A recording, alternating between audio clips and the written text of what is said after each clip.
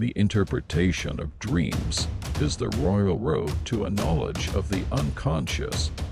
The mind is like an iceberg, it floats with 1/7 of its bulk above water. Where it was, there shall ego be. Neurosis is the result of a conflict between the ego and its id, whereas psychosis is the analogous outcome of a similar disturbance in the relation between the ego and the external world.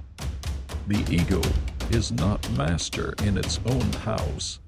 One day, in retrospect, the years of struggle will strike you as the most beautiful. Time spent with cats is never wasted. A man should not strive to eliminate his complexes, but to get into accord with them. They are legitimately what directs his conduct in the world. Words have a magical power. They can bring either the greatest happiness or deepest despair. They can transfer knowledge from teacher to student. Words enable the orator to sway his audience and dictate its decision. Words are capable of arousing the strongest emotions and prompting all men's action. The goal of all life is death. The sexual life of adult women is a dark continent for psychology. The voice of the intellect is a soft one, but it does not rest until it has gained a hearing.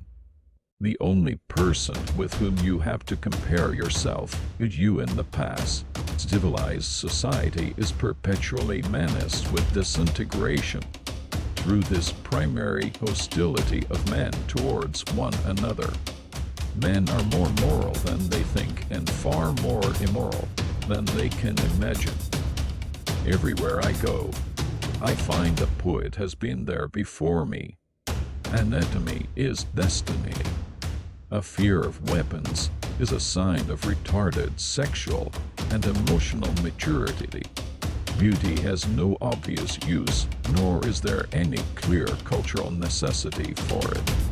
Yet civilization could not do without it. Being entirely honest with oneself is a good exercise. Dreams are the royal road to the unconscious. The ego is not master in its own house. One is very crazy when in love. The psychical, whatever its nature may be, is itself unconscious. Love and work are the cornerstones of our humaneness, the great question that has never been answered, and which I have not yet been able to answer. Despite my 30 years of research into the feminine soul, is what does a woman want? I cannot think of any need in childhood as strong as the need for a father's protection. Illusions commend themselves to us because they save us pain and allow us to enjoy pleasure instead. We must therefore accept it without complaint when they sometimes collide with a bit of reality against which they are dashed to pieces.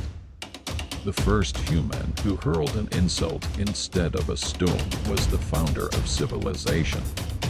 Most people do not really want freedom, because freedom involves responsibility, and most people are frightened of responsibility.